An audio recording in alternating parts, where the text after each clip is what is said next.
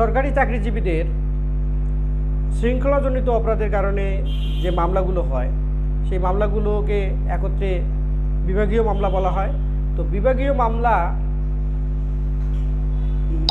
ক্ষেত্রে দেখা যায় যে আমরা কিছু টার্ম বুঝতে পারি না, যে টার্মগুলো আসলে আমাদের সকলেরই বোঝা উচিত।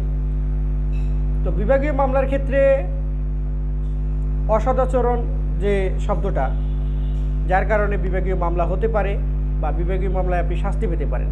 তো অসদাচরণ নিয়ে আজকে আমি কথা বলবো। সবাইকে ডিজিটাল একাডেমির আজকের আলোচনায় আমন্ত্রণ জানাচ্ছি সবাইকে।